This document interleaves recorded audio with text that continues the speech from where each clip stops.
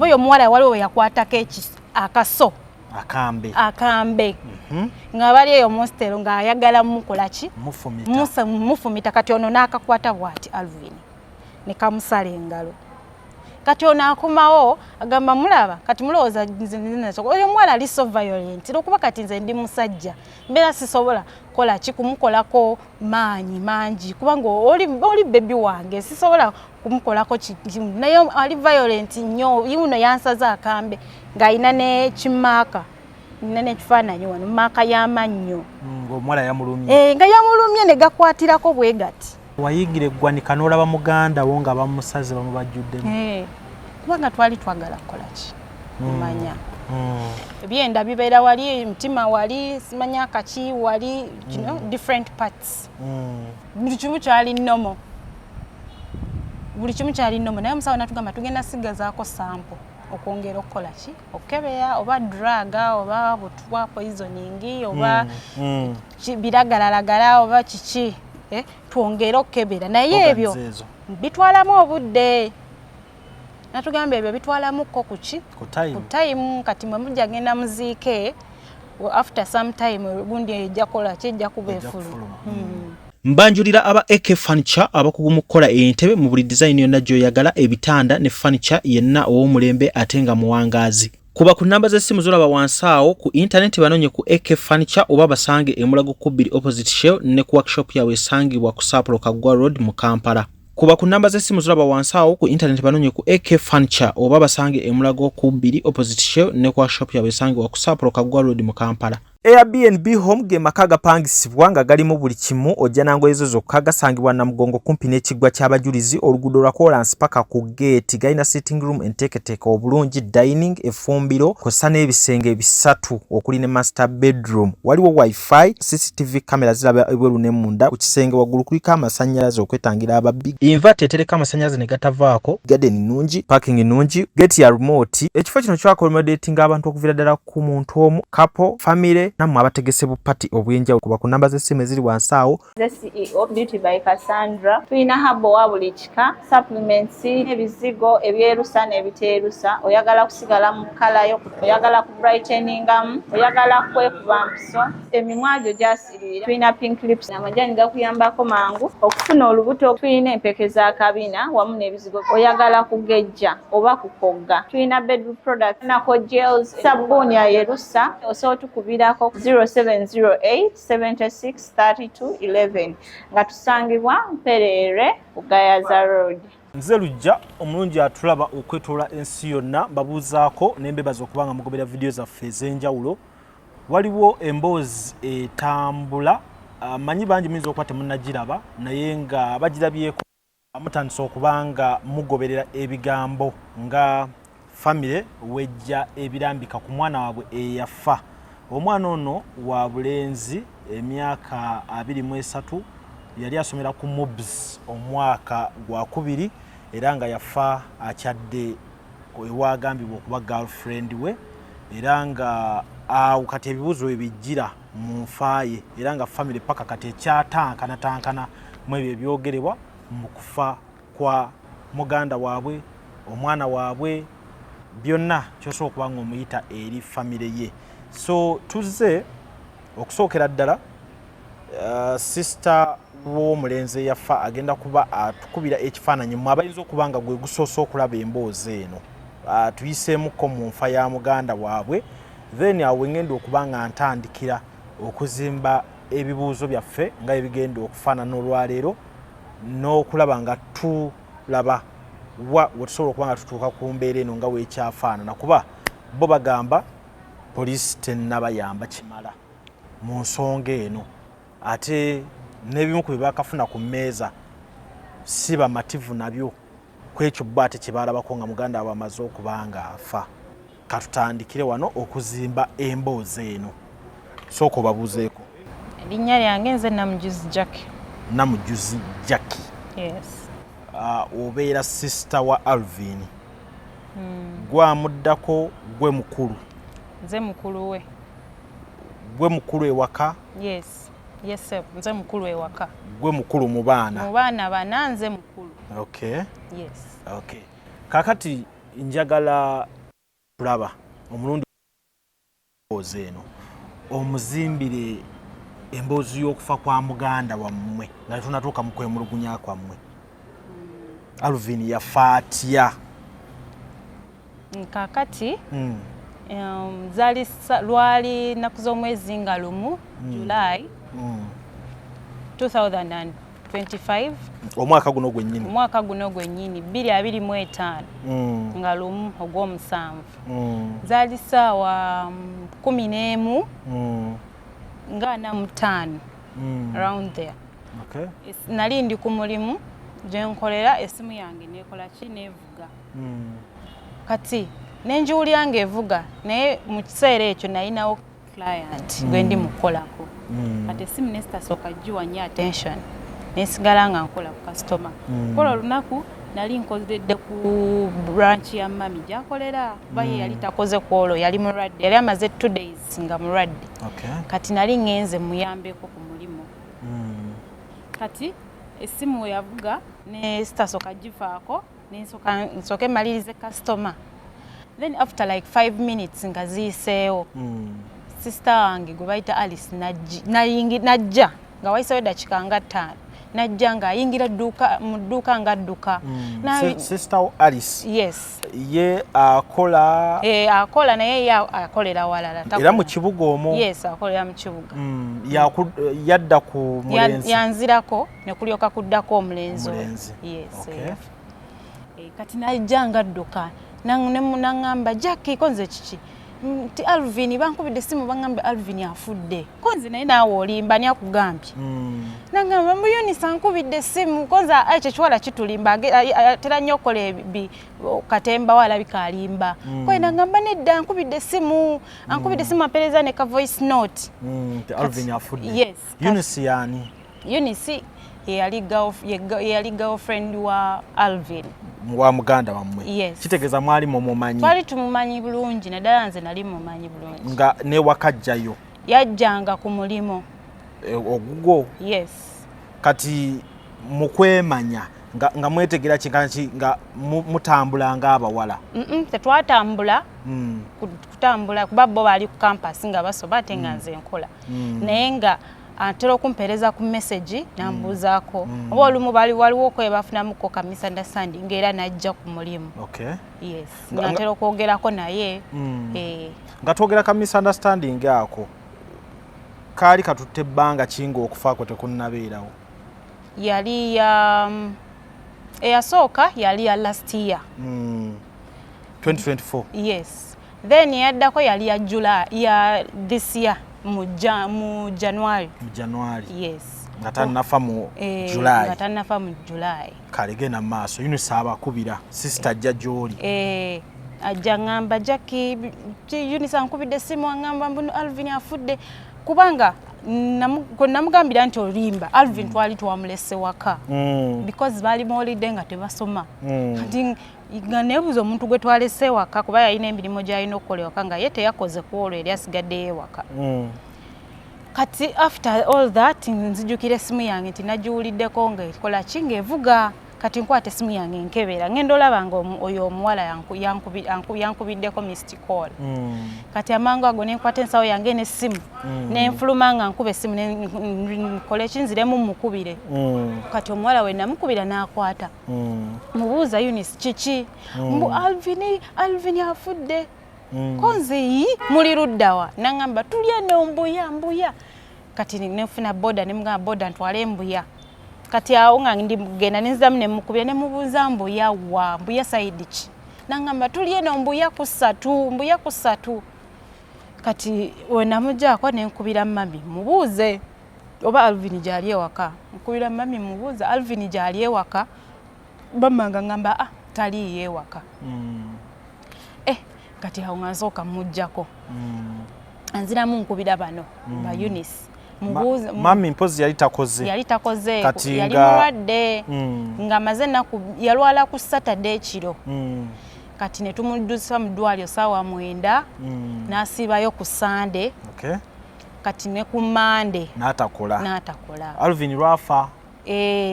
kati omukubiranga yafa Tuesday ku Monday yali twasibayo naye ku Sunday ne ku Monday yes kati ku Tuesday akeera agenda afune last dose ave waka naye tuvaayo naye agenda mu ddwaliro so waliyo ne meeting ya muganda wa formula last born kati wava mu ddwaliro agenda mu meeting y'omwana ku ssomero aba ku ssomero kati ye yalina okudda ewaka kuba yali tagenda kukola ko yes omukiikiridde kati olina omukubira kuba gyali ewaka Alvin ye nga abeera waka Alvin yali abeera waka twali tubeera naye waka mukubagamba nti yafudde yali kwali period ya kusoma oba yali holiday yali holiday July abana bali mu holiday ba mobs bali ba yes abo ino okubira mami kuba gyali ewaka Alvin abeera waka mubuuze kati angamba taliyo kati nze mujjako nziramu okureturninga okubira Eunice mubuuza Eunice muli ludda we exactly ndi ku border nzija angamba let me send you Google map kankweleze Google map kati nanzijako ngendo nyige simu ampereza Google map nemganzi cyamazima sawa bikebira sawa sibitegeera Google map at this time just tell me the exact location we muli owa border ajakola ki ajja kusawo kundeetawo ngamba tuli waneno kati tugenze mu St Angelo's Hospital embuya kusatu konze kale katuvugano wa border tutuuka eyo mu embuya kusatu tutandika okunoonya eyo clinic weri ddwaliro tubatuukako kati we natuukawo mbasangawo omuwala Eunice yaliwo waliwo n'omuvubuka omulala bamuyita Sally Julius naye yali mukwano gwa Alvin naye nga waali then ne baneiba abalala bali basula kumpi n'omuwala with the landlady nga bonna mwe bali awo kitegeeza omuwala already yali apanga ng'ate muganda mwe yasula waka yes nga gyasula mwe mumanyiyo ani gyasula Eunice twali tetumanyiyo Alvin mu year 1 ne year 2 first semester yali asula mu hostel kati webafuna abo misunderstanding bwegambye obwasooka ne tukola ki kutumujja mu hostel ne bamuze waka kati eyo second semester eya year 2 ena yagisoma ava waka kuchwa ne holiday yakita era yali alifa waka nga twamujjayo dda mu hostel sate Eunice nga asula bweru yes yepangisiza naye nga temumanyi bwabeera twali tetumanyi era kyobola kyampa obuzibu nnyo embuya kusatu sitegeerayo kati ntuuka mu eryo ddwaliro mbabuuza kiki baŋŋamba Sally aŋŋamba mwana Jackie Alvin agenze nga baŋŋamba genda ewa dokita ne bandaga mu room y'omusawo ne ŋŋenda musawo ne mutuukayo ne mweyanjulira naye naŋŋamba ye Dr. Oling Michael ye musawo wa wano nambuuza relationship between gwe baleese wano ne mugamba nze ndi mukulu we ndi muganda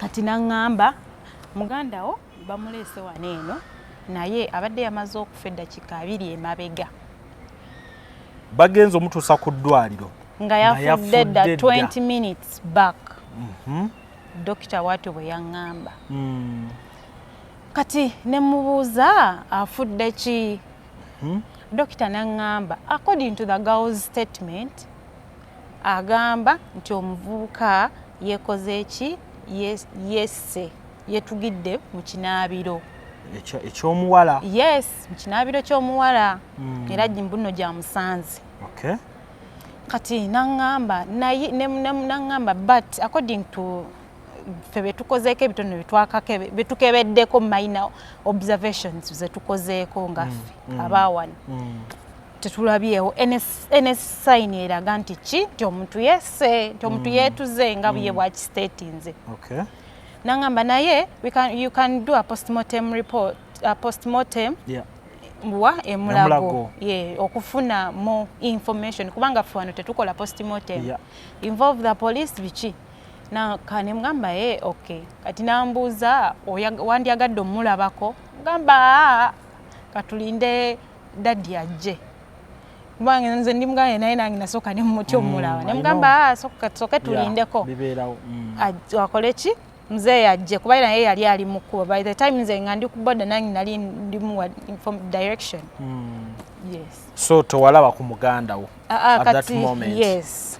Kati after some time nga mzee yazze naddamu naye n'ayogera n'omusawo era n'amunyonyola the same thing.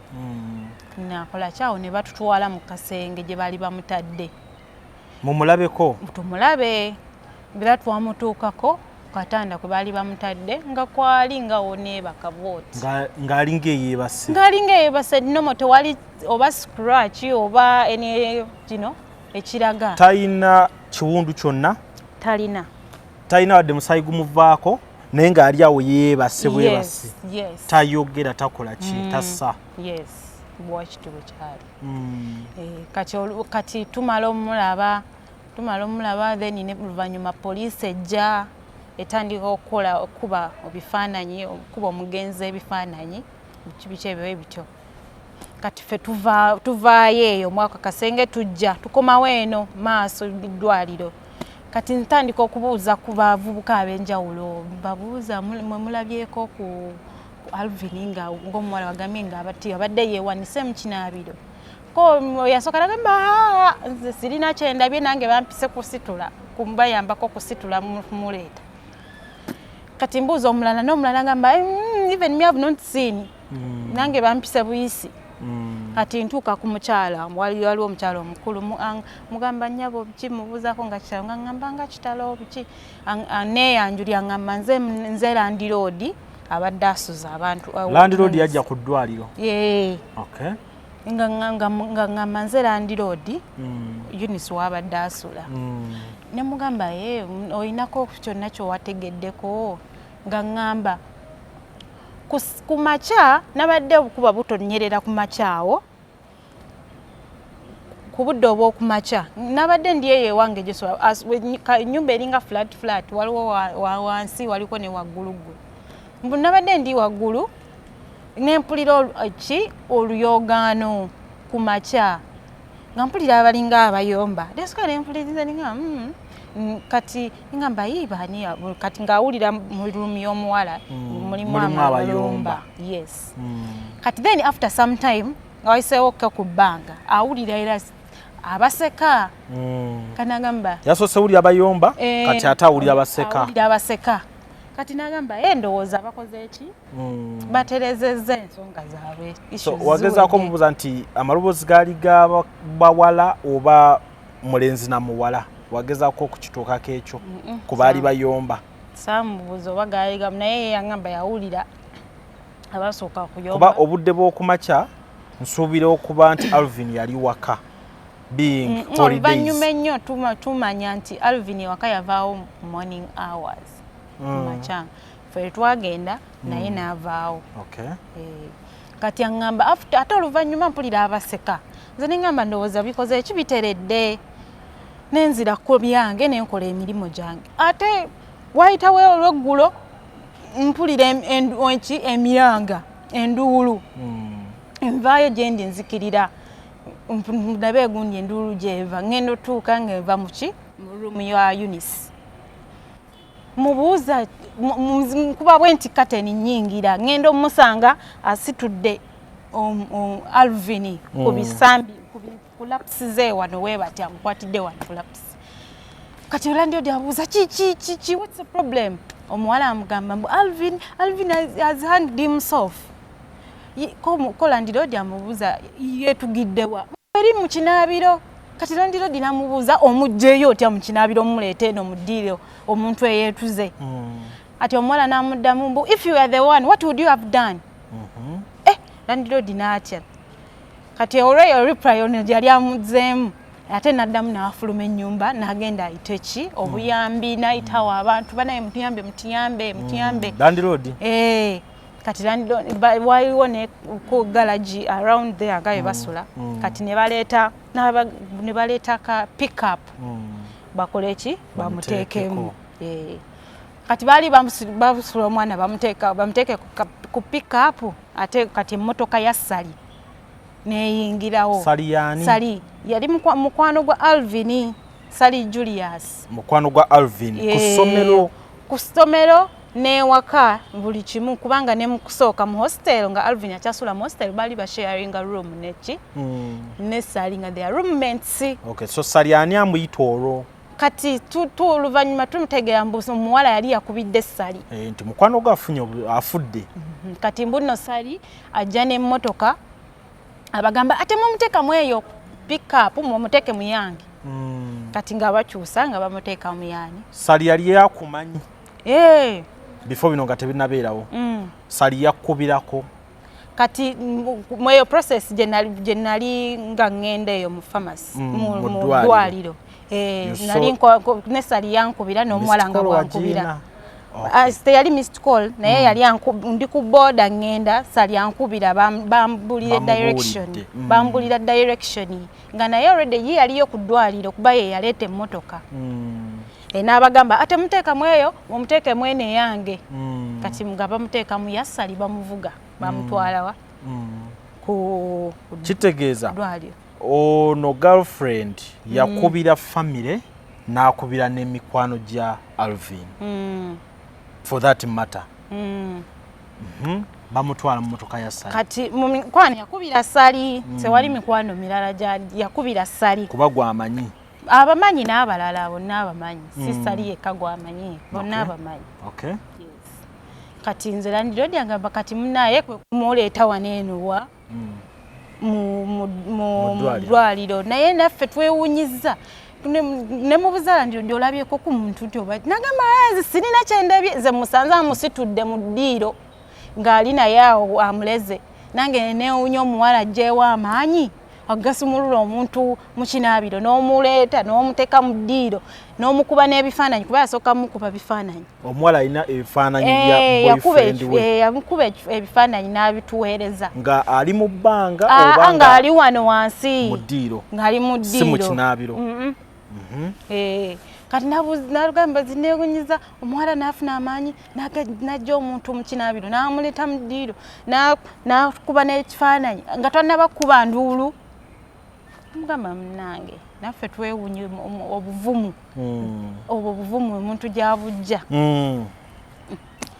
kakati munaye ogundi Landlord message gye yatuwa kufa kwa Alvin so ye emboozi gye musobola okubanga nammwe mwogera ku nfa ya muganda wammwe kiri kimuyinza okubanga mumanyi mu abataaliyo kye baabanyumiza Landlord kati kantandike ne girlfriend w'olaba w'opimamu ayinza okuba ali mu myaka ng'emeka some agements are like 22 or 23 around there because w'omutunamu olaba omusingako wa tribe ki simanyi naye weshema vashema Kakindu Shema yes kuba ffe gye twagenda ffe twagendayo brother waffe yatutwalayo ewaabwe w'oyo omuwala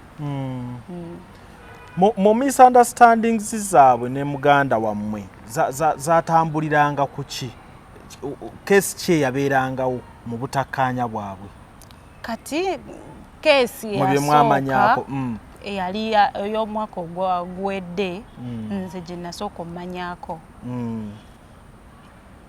omuwala nali ndi ku dduuka ng'omuwala akola ki mpeereza message nga mpeereza message agamba hijack biki mbu you talk to your brother konze ate kiki mbu he did something konze what did he do kati nkubira Alvin mubuuza Alvin wakoze eki by that time yali akyali mostero mubuuza wakoze eki kati nga Alvin aŋŋamba Jack nkubulire oyo muwala kye yakoze yakuta omuwala w'abandi ku campus n'amukuba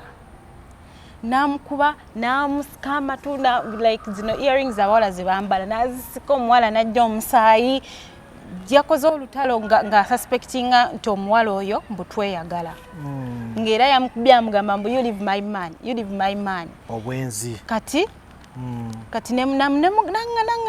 n'angamba naye tekyabadde kituufu yalemeddwa nze okukkiriza omukola kyomunnyonnyola naye yabadde violent nnyo n'akuba omuwala w'abandi kati ng'akola ki nga mugamba okay kati nga mpita omuwala mukubira essimu mugamba can you come to town after your classes ng'omuwala ngamba okay ne Alvin ngamugamba after lectures you come to town jangu ku mulimu ngo kingajja nga bajja tuwe bajja omuwala nkola kinsoka njogera naye mugamba mwala yasoko tuuka mugamba munange batwa kyo wakoze si kirungi ekyokukola kyo kuba omwana w'abandi ekyokulwana si birungi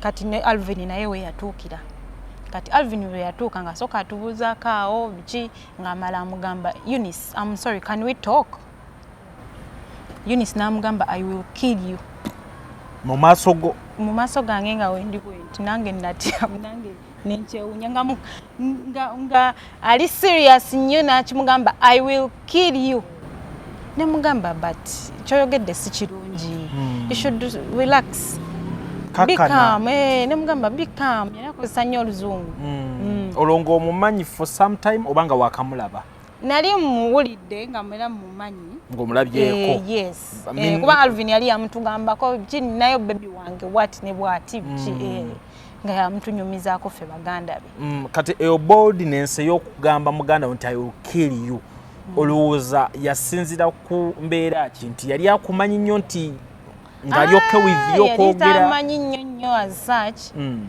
kuba nali sinaba kutandika kwogera nnyo naye kuba yeyo incident yawe gye nasooka okubeeramu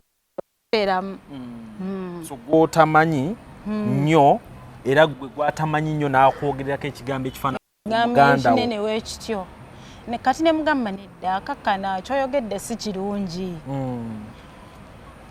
kati awo ne twogera biki ne batulinga abatereera ne batereerera ne baddamu ne bakwatagana bulungi that is 2024 yes first case ewuwo kati eyaddako yali mweno mu January 2025 kati tuba tuli kuduuka budde bwa saawa ng'emu kitundu tuli kudduuka ndaba omuwala nkubira essimu mubuuza kiki mbu Alvin wants to beat me konze muliwa mbu tuli eno mbuya kati basulambya naye nga simanyiyo kati ne mugamba jangu mu town wekiro ekyo najja weyajja n'alinya boda najja weyajja ali mbigere ayambadde akantu kakoma eno wekati mu tawuni kapale buno bupijamu obwo bupijamu obupale obwo bwe bambala ibubanga bunayite oba something si buno bujini si jini nga buno bubeera kunga ku night obuseerera obwo yes keyajjiramu ng'ayambadde ng'ebisambi biri bweru byonna nga biri bweru ate waggulu ng'ayambadde ki yali ataddeko ekisaati waggulu naye ng'ali mbigere ffena nesooka tumutunuulira bwe tuti najja nagamba Alvin has confiscated my phone and the keys tukubira Alvin kati mama akola ki tukubira Alvin tumugamba Alvin jangu mu town Alvin nga wayitawo akaseera katono najja ne muzeeyi naye yali azze nga twali tukaŋŋaanira ku dduuka lya maama ne tulyoka tugenda ewaka nga ffenna tunyusa kati Alvin n'ebiseera neawo moment eyo ne muzeeyi naye yali atuuse n'omuwala naye n'ayingirawo ffenna ne tusooka tumutunuulira wetuti kati after some time Alvin akola ki ajja nga muzeeyi amugamba Alvin kwata ebisumuzo by'omuwala okole ki obimuwe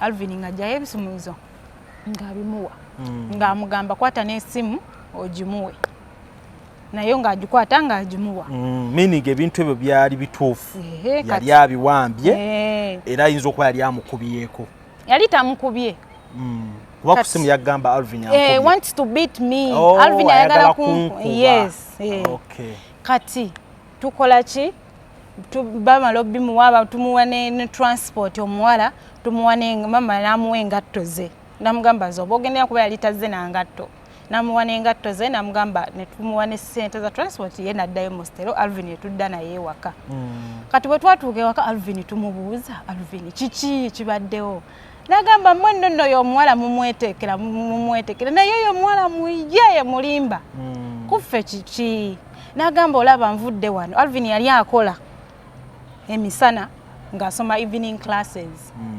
N'agamba nvudde wano kwolwo twali yasiiba akola nnyo ng'akooye. N'agamba nvudde wano eno nga nkooye. Kati ntuuka olweggulo ngende campus. Kati yasookera weeyo w'omuwala. Yasookerawo oyo omuwala. Kati bwe yasookerawo oyo omuwala atuula atandika okudda ku ssimu ye. Kati omuwala we yamulaba ng'anyiga essimu n'agamba nkulaba oli ne bakazi bo. Ko Alvin kikiro kyolowooza ebintu we bityo. Essimu yange password ogimanyi kebeera olabe yiyo bye mbadde nkola kingi. Kati omuwala n'akeera yali ali ne mukwano gwe bamuyita Katimbo ng'ali mu kwogera mu business bye baagala okukola ebyabwe. Kati omuwala amala obisoma mwagamba mb'obikyusizza ko oli n'amugamba kati nze tolina kyolabi kati nange mpe essimu yo nange nkebere. Kati omuwala n'agaana n'amugamba sijja gikuwa. N'amugamba nze nga nkuwadde eyange nange mpe yiyo nange nkebere nga gwe okebedde freely eyange. Kati awo omuwala n'asikayo omulawo. Kati n'asikayo omulawo ne batandika ng'ayagala gumukuba. Kati awo Sakasi we yava okutuuka okukuba essimu agamba simanya biki okudduka nga tali mu ngatto. Yes. Ebyo Alvin yakunnyonnyola. Kati nga wolaba ebintu oba nga wali olaba ebintu before ng'omwana tannafa ono yali amwagala tuyu wali olaba nga amwagala omuwala. Omuwala ng'otunulira relationship yaabwe. Omuwala yali okusooka nga amwagala. Naye ebbanga yali agenda nga liyitawo. Ngaki n'akyusa ndowooza omutima ne gwe negutuka nawulira nga takyayagala mulenzi. Kuba waliwo akaseera mama yamugambira. Kuba oyo omuwala waliwo we yakwatako akaso akambe nga bali eyo monstero ng'ayagala mukola ki mufumita. Kati ono n'akakwata bw'ati Alvin ne kamusala engalo. Kati ono akomawo agamba mulaba kati mulowooza oyo omuwala ali so violent okuba kati nze ndi musajja mbeera sisobola kola ki kumukolako maanyi mangi kubanga oli bebi wange sisobola kumukolako naye ali violent nnyo. Yuno yansaza akambe ng'alina n'ekimaaka nina n'ekifaananyi wano maaka y'amannyo ng'omuwala yamulumye nga yamulumye ne gakwatirako bwe gati amannyo. Kitegeeza Alvin yayagala nnyo omuwala to that extent. Yes. Ne bamukola ebyo byonna byonna naye ng'agamba siva ku muwala. Ng'agumye kuba waliwo ne we yali amukyayi kati incident eyo we yatunyumiza ebyo. Mama namugamba mwesonyiwe mute. N'amwesonyiwa n'amublockinga buli wamu biki. Omwana n'amuweereza email. N'amugamba yogera nange otayogera nange ngenda kwekola ekikyamu. Kati Alvin n'amwani blocking ne baddamu ne boogerera. Awo neera ne baddawo ne beddamu. Love ento. Ne beddamu.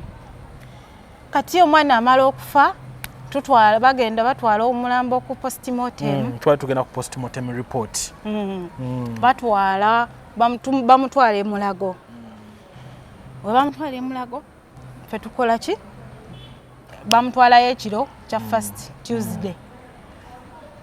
Naffe tugoberera follow up okulaba omwana waffe twasookerawo ku Jinja Road ekiro ekyo tubuuza Jinja Police tubabuuza Jinja Road Police Station. Yes tubabuuza omwana Alvin yafudde simanyi omwana bamutudde gagamba mugamba n'omulenzi yeetuze bamututte Mulago mu mochare mugende mujja komawo enkya ofeeyi mu mwakimaze ddo kikonfaminga nti omuntu yeetuze. Mugende mujja komawo enkya. Kati ffe ne tugamba y'omuwala mumukutte tubabuuza. Akawala weekali awo. Akawala weekali eyo koffe katumulabeko bagyali ne bagaana. Okay nga balaga nti bamukutte. Nga batulaga mbu bamukutte. Ne batugana bagamba nedda mugende gyali. Naffe ne tugamba bagamba mugende mujja komerawo omusajja sooka wa n'enkya ku makya emunaamala mugende e Mulago. Kati ffe enkeera olwokusatu tetwadda ku poliisi tetwasookera ku poliisi twayita sookera direct eri Mulago. Atugenda e Mulago omusawo tumunnyonnyola omwana gwe baleese wano biki ng'omusawo agamba gundi eyo njirina report. Yes njirina eyo document y'omulenzi ne tumugamba nti batugambe mwana yetuze kati omusawo nasuka n'atuyitiramu n'atugamba omuntu asobola okwetuga mu bintu ebyenjawulo ku kitanda manya katebe manya wiwa naye we can see tusobola okiraba so nti yafudde bwati yes nti yafudde bwati tusobola kati ne tumugamba okay kati bikola ki bakole tests ne bagenda mu mortuary ne batandika okukola tests zaabwe kati we bakola tests zaabwe omusawo n'avaayo asooka tubuuza who wrote these statements kofe wichwa natulaga form eyo nga kuliko suicide whatever ne tumugamba nti omuwala yakoze statement ku police ng'agamba nti omulenzi yakoze eki yetuze yes nagamba naye ffe nga bwe twakakeberako tetulina kye tulaba ku kintu kwetta nga ye bwagamba eno nga returning gundi eno weeri statement nga weeri nga tetukirabawo nga ye alaba ki kati n'agamba naye bwe tuba tetusobodde kulaba waneeno we bati kungulago baki kati tugenda kumusala munda tukebere waba nga waliwo ekyamunywezezza mu bulago nga tekirabise kuno munda emisuwa giba gikole ki jijja kiraga nti oba gwetukuse oba guliko nga wonanyweza ewantu wabeerawo ekiraga tikati tugenda kumusala tukole ki tukebere naye mwine ero linda mu koffe kale nga baddayo munda nga basala omwana bekebejja buli kimu bakebera buli kimu omusawo akomawo agamba ekyamazima tukebedde buli wamu tetulina kye tulaba mumwe musobola okwerondako omuntu omu ajje okole ki observinga alabe kati ng'agamba tata wa mwana ono asobola tata w'omwana n'agamba sirina maanyi ago buvumu obwo bulaba mwana wange nga bamusaze kati nga wabeerawo omwami omulala akola ki agamba nze nsobola nange neŋŋamba nsobola netumusawo tugenda natuyingiza omunda eyo gye bateeka emirambo gyabwe nga bamugiza we bati ng'enkoko bamusaze bakusala ne bamubajjulamu we bati muno mwonna kiba kintu kiriwo ekiti bakwata omwana ne bamusala okuva mu miro wano bakusala okuva wano mu kyenyi bakusala ne bakubajjula ennyindo we bati emimwa ne bakukkirira wenna we bati nga banoonya kumanya oba weetuze baagala kumanya kituufu ekiri ku statement eri gye bakoze so wayigira eggwanika n'olaba muganda wo nga bamusaze bamubajjuddemu kubanga twali twagala kukola ki kumanya kati otwama musawo era n'agamba mulabye munnange sirina kyendaba sirina kyenkola ki kyendaba ne bamala byenda bibeera wali mutima wali simanya kaki wali different parts ne bamala ne babikwata byonna ne babizaamu then ne batunga ne baddamu ne basowinga. So wagenda walaba ki? Towali kyewalaba buli kimu kyali nnomo naye omusawo natugamba tugenda sigazaako sampo okwongera okukola ki okukebera oba draga oba butwa poisoning oba biragalalagala oba kiki twongera okukebera naye ebyo bitwalamu obudde natugamba ebyo bitwalamuko kuki ku time kati mwe mujja genda muziike after some time gundi ejja kola ki ejja kuba efulu kati nga tukola byo documentation byonna nga batuwa maiti bode nga ffe tugenda nga tuziika ati tuba tuvuddeyo okuziika ku Lwokuna because girlfriend teyaziika olwokuba yali musibe teyali musibe ffe kati tufuna information batugamba waliwo abaana basoma nabo ku Mobs baweereza message mami bamugamba Mami nga tulaba Eunice ali online alina mukopostinga yafa ku Tuesday ekiro naye kusaawa 9 ez'ekiro ng'omuwala ali online babuuza bamma omuwala tebamukutte ng'ali online apostinga kati ffe olw'okuba twali mu nnaku yaffe ngeneebyo tetubiriiko nnyo netusooka ne tutabiwa nnyo attention kuba tuli mu byanteekateeka byakuziika kati tumala oziika ku Lwokutaano ku makya amawulire ga New Vision nga gafulumizza Mubzi student dies after girlfriend's visit bawandiseewo era mu simanya suspect babadde bamukoze ki bamukutte naye bamutadde ku police bond kubanga ali mu bibuuzo tugamba bibuuzo ki ng'abaana bali mu holiday ebyo nabyo nebitusoo ne bagamba bano netugambwa bano bafulumya bata amawulire nga tebasoose kukola ki kumanya faidi yaffe eyafiiriddwa omwana ye information gye bawandiise bo bagijjeewa nga ffe tetulina kye twabagambye ekyo nakyo ne tutulumya omutwe ne tubeerawo eyo wiiki neggwa kati ku Mande tuddayo ku poliisi nasooka kuddayo nze ne muzeeyi poliisi n'omwami omulala tubuuze ki ekiriwo kiri ku ki bali ku ki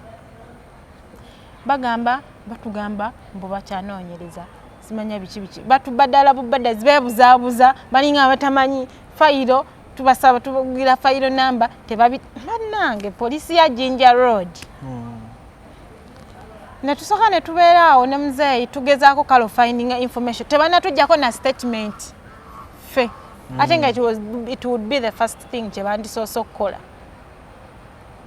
mulete statement yammwe ne batugamba mujja kukomawo akwasaganya fayiro taliiwo kati ffe ne tuddayo ne muzeeyi Eunice ali abutaala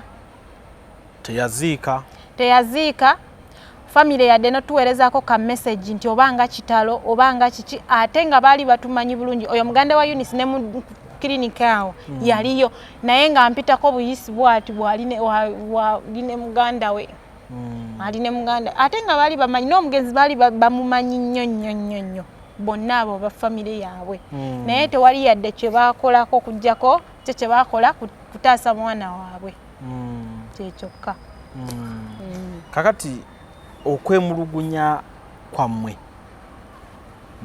essira mulisimbyewa fe okwemulugunya kwaffe suspect gwe basangira ddala kubanga murder case ogwo omusango gw'okufa guba munene ekizibiti ekisooka muntu bamukusanze naye eyo kyekyo ekizibiti ekisooka nga tebananyonyereza kirala nnyo gamya fakiti nti bakusanze n'omuntu gwe wali oyina omuntu oyo kiba kikakatako gwe poliisi kimugikakatako okukwata omuntu oyo abayambeko okukola ki mu kunoonyereza naye bamuleka alya butaala yeeyagala bweyagazi kati ffe obutali bumativu bwaffe buli suspect ali bweru ekyo kimu tetumanyi kituufu kyattaki mwana kubanga report eyo gye baali bagamba gye beesibako mbu mulindeko yafuluma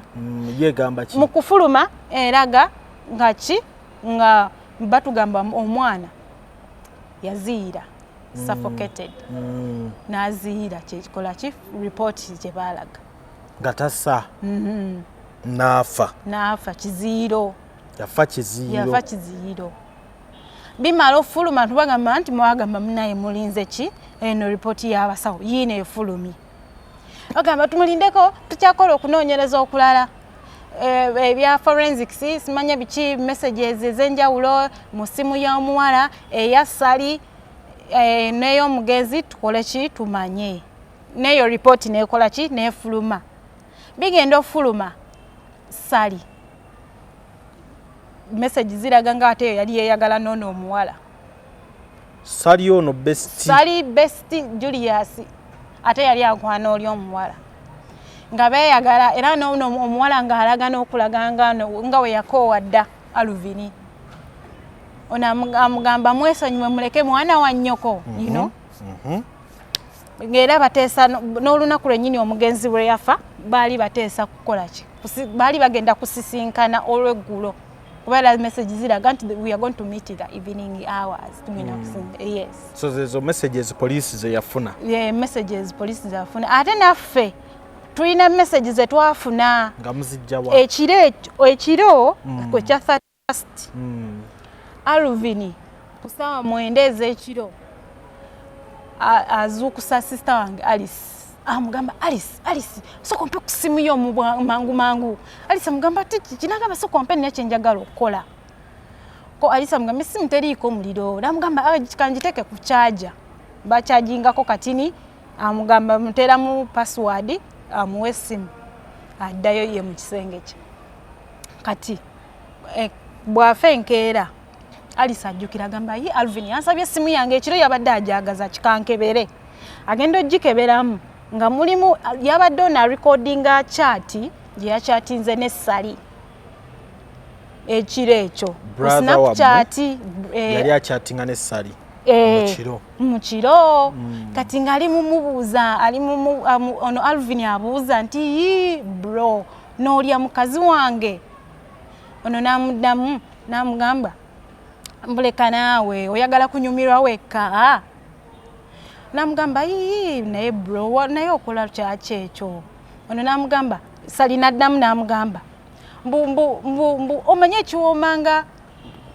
ki omanye ekiwoomanga girlfriend wa kyaliiwo mbu omanye ekintu ekiwoomanga girlfriend wa kyaliiwo something wekityo kati netugamba kati ko omukono omulenzi Alvin namugamba naye ekisinga okunyiza nti omuwala takkiriza ko namugamba mani Alvin obimanyi naawe sagala like toyina kunyumirwawo kanange ndeka nyumiremu kati oyo Alvin chat eyo gye yali recordings so mwagisanga ku simu ya sister we yes twagisanga ku simu nga yabigize bulungi nnyo ebya Snapchat so nekibawo ekifaananyi nti Sally yali yeyagala kati nekituwa n'ekifaananyi nti Alvin n'okukeera ova ewaka banga girlfriend yali adinayinga nti teyeyagala na Sally netukirowooza nti alabika we okuva ewaka awo yali ayagala agenda kulaga muwala bukakafu nti ono yakonfesinze evidence yino njirina nti gwe weyagala ne Charlie wange bwekityo bwe kyali girlfriend munene as in body size munene muko ku mulenzi muwanvu ku mulenzi mugulumivu afaanana okuba muko n'amaanyi era amaanyi agayina naye era mu kifaananyi asobola okusinza ku mulenzi amaanyi nedda Alvin naye yali suffocation weva I understand omuntu ayinza okuba nga alina kumaanyi okusinga n'abaako embeera gya kusuffocatinga so mwekyo simanyi ne Alvin naye yali musajja muwanvu nga naye alina amaanyi ge so naye bagamba yafa suffocation yes ripooti y'eddwaliro bwegamba n'ekifaananyi omuwala kye yakuba kiraga ali awo wansi kulinga wansi ku floor mu ddiiro nga waliwo ne besides piro nenga wa biro kati ndoza nga onakuba ekifaananyi kati ne mubeeramu byokwatiddemu nga naye togenderedde kuba biri sides oli kuba main kati walaga waliwo piro n'ebigere by'omuwala biraga mu ebiri then ne boda so okuva mu July August September October November now tuli mu December myezi almost 6 nga temunafuna bwenkanya nedda paka kati poliisi batuddamu nga bwe beeyagalidde ne bagamba ono taliwo simanya bicu mubabuulira emboozi zammwe abamu baba beebase waliwo yagenda mama agenze munnyonnyola nga yeebase yagendayo ne sister wange oyo Alice kweyo Jinja Road abannyonnyole nabo omukazi wattu byamanyi naye nga gwannyonnyola asumagira ali mutulo ati namuza mama nga gogamba yebase nga tebabali nako esawe no mama ali mu mbeera ki jali tali mu mbeera nnungi ali mukulumwa mukunyolwa tamanyi kituufu kyatta mwana we negwe twalinga suspect naye ali mukulu yeta atayaya butayaya bweru yes tata ali mu mbeera ki naye ali mu mbeera mbi omanyi okufiirwako omwana wo akuze university omuntu oba okuze omuzadde aba akusuubiramu ebyamaanyi Alvin yali third born naye ng'oyinza okugamba ye first born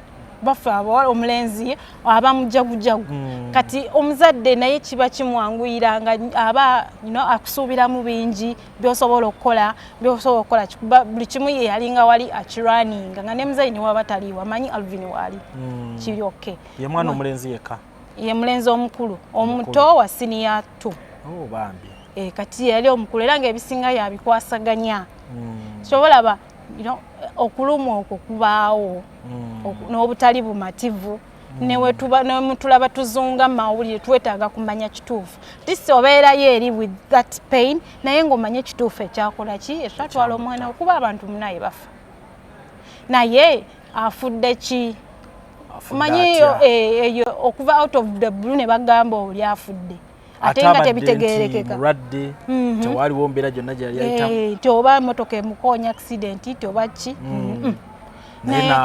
naafa ate afudde tetutegedde poliisi etuzanyirako buzanyizi bwe bakusanze n'omuntu yeyo first kizibiti tebalina kye bamukozeeko kitegeereka ali bannange so mwe ne Eunice mwayawula from that moment taddanga mutunyega yayadde otugambako obanga kitalo obanga ki oba sorry oba ki never tewali kye baali batugambye family eyo yes Eunice yaddayo okusoma ye era alabika yaddayo setumanyi abantu we bafa olusi tebatera kwefiira bagamba omuntu tatera kwefiira era olusi abamu bafuna okwolesebwa mu birooto n'ebirala mwafunyeko ko omuntu yenna mu family agamba nti oba naloose ku Alvin nga kino oba ekirireetinga ku biriwo mbale temunnakifuna nedda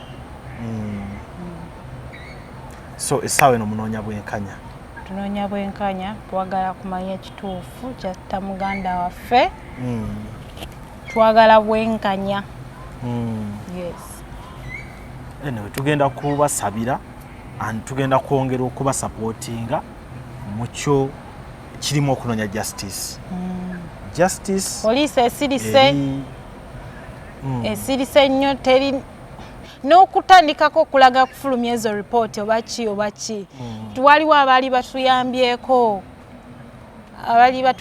abatuyambako abakulu baabwe okulaba nga bali bapushingako okulaba nga kati twafunako ne ku ripooti biki okulaba nga waliwo naye bali ne fayiro tebagirina batugamba mbu fayiro eri wa state fayiro egendete wa state nga teriimu statements zaffe ab'okusaidi y'omulenzi naye ne batugamba mbu eri wa state kati ne tuwewuunya fayiro egenda state nga eri empute nga tejjudde temulimu statement ya muzadde n'omu neffe n'abaganda temuli n'omu kati nga tebitegeerekeka so kati kusalawo twekubira enduulu mu social media osanga we banaakola ki we banaatuwulira naye nga tuliyita mu kinene tuyita mbulumi bw'amaanyi twagala bwenkanya atakituukangako yasobola okuddaawo n'agamba oba n'asunga oba n'aseka oba n'akola ki naye obanga wali ofiiriddwako omuntu ali close osobola okumanya kye tuyitamu ssaawa zino yes